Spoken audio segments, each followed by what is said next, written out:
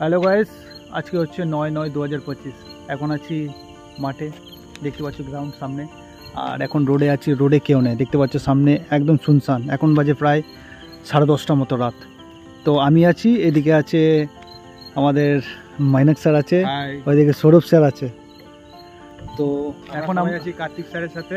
এই মুহূর্তে আমাদের প্র্যাকটিস শেষ হয়ে গেছিলো, বাট আমরা এখনো এন্টারটেনমেন্ট করে, একটু বেকারদের এন্টারটেনমেন্ট করে এখন যাচ্ছি বাড়ি ফিরছি। মাঠটা দেখি তো, মাঠটা এই যে একদম শুনশান। আর সৌরভ কিছু বলবে? এই শুনশানের মধ্যে 3 ভূত আছে। হ্যাঁ, আমরা 3 ভূত, আমরা সারা জীবন একই ছিলাম, একই থাকবো না ভাই। আমরা সারা জীবন একই ছিলাম, বাট পরেও একই থাকবো না, আলাদা হবো। আচ্ছা, আলাদা হবো কেন? ট্রেনিং সেন্টারে সবাই তো আমাদের এক্সামের ব্যাপারটা যেটা বলি, যেটা হচ্ছে আমাদের একদম ধোঁয়াশা করে রেখে দিয়েছে। আমাদের টেন্টেটিভ ডেট পাওয়ার পর এখন মনে হচ্ছে যে ওই ডেটে আমাদের এক্সাম হবে না। তোমাদের কি মনে হচ্ছে? আমি চাই এক্সাম হোক, কিন্তু সরকারের ইচ্ছা না হলে আমি চাইলে আর কেউ চাইলে কিছু না। সরকার যেটা চাইবে সেটাই হবে। সরকার যদি বলে 30 তো 30, আর না চাইলে কোন 30। আমাদেরকে একদম ধোঁয়াশার মধ্যে রেখে দিয়েছে। মানে কি হবে আমরা নিজেরাই বুঝতে পারছি না। তো এর মধ্যে সৌরভ কিছু বলবে হালকা করে? কি মনে হচ্ছে তোমার মন্তব্য কি? মনে তো হচ্ছিল আগেরবার 2024-এ সেপ্টেম্বরে, যখন আমরা পুজোর সময় দৌড়াচ্ছি, তখন মনে হচ্ছিল যে এই তো কিছুদিন পরে পরীক্ষা হবে। তো কার্তিকদাকে আমি ইয়ার্কি মেরে বলেছিলাম যে এই 24টা আবার 25-এ না চলে যায়। ঠিক তাই হলো। ঠিক 2025 চলে যাচ্ছে, এখনো চলে যায়নি, চলে যাচ্ছে। 2025-এর পুজোও চলে যাচ্ছে।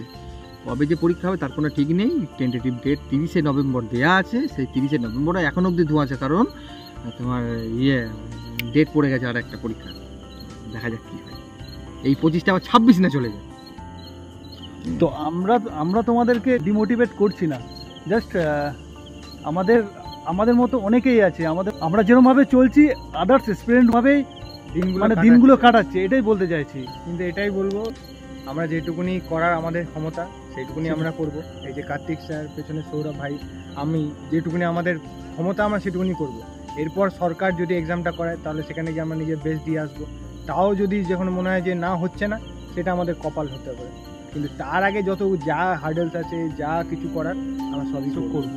এই দিনগুলোকেও দেখতে হচ্ছে, কাজ পেয়ে গেলে হয়তো এর থেকে ভালো দিনও দেখতে হবে, কিন্তু এই দিনগুলো কাটিয়ে আমরা ওই দিনে পৌঁছাতে পারবো।